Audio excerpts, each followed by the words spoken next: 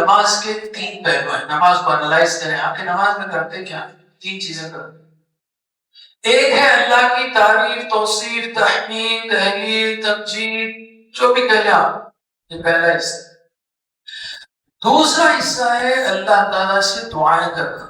سب سے اہم ترین دعا جس کو اللہ تعالیٰ نے ہم کو روز پڑھنے کے لیے کہا ہے، ہر نماز میں پڑھنے کے لیے کہا ہے، ہر نماز کی ہر رکعت میں پڑھنے کے لیے کہا ہے، کون سی دعا ہے وہ؟ ہدایت. اہدنا الصراط المستقیم، اے اللہ سیدھے راستے کی ہدایت. اور تیسرا ہے قرات کی صورت میں، تلاوت کی صورت میں یاد دہانی، تذکیر. قرآن تذکیر ہے، اسی لیے خاص کر فجر میں، مغرب میں، عشاء میں خاص تلاوت کی جاتی ہے.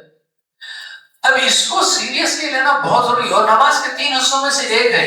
اگر میں اس کو یہ سمجھوں کہ یار یہ تو بس ایک رسم ہے، نماز کا ایک حصہ ہے، پڑھ لیا میں، ہو گیا میری نماز میں جاؤ، مگر آپ نے پوچھا تھا اے اللہ ہدایت چاہیے، آپ نے کہا آمین. میں بولا اچھا آپ کو ہدایت کیا میری؟ اگر یہ سوال کا جواب نہیں ہے تو وہ پروگرام تو کولیپس ہو گیا. تو الحمدللہ اس مسجد کمیٹی کو میں مبارکباد دیتا ہوں کہ الحمدللہ انہوں نے شروع کیا ہے کہ فجر، مغرب، عشاء کے بعد جو ہے اللہ تعالیٰ کے اجر میں، ثواب میں مزید برکتیں عطا کرے. اور آپ سب مسلمین کو جنہوں نے اس کو سپورٹ کیا ہے، ایک دعا کا وقفہ ذکر کے وقفے کے بعد 2-3 منٹ بیٹھنا ہے، سن لینا ہے اور چلے جانا ہے. تو اللہ سے دعا ہے کہ وہ ہمیں اللہ کی کتاب کو پڑھنے، سمجھنے، عمل کرنے، پھیلانے کی توفیق دے. الحمدللہ نماز ختم ہونے کے بعد مصلی حضرات تلاوت اور اس کا ترجمہ سنتے ہوئے، اے پروردگار ہم تیری ہی عبادت کرتے ہیں اور تجھ ہی سے مدد مانگتے ہیں. ہم کو سیدھے رستے چلا، ان لوگوں کے رستے جن پر تو اپنا فضل کرتا رہا، نہ ان پر جن پر غصہ کیا گیا، اور نہ گمراہوں کے.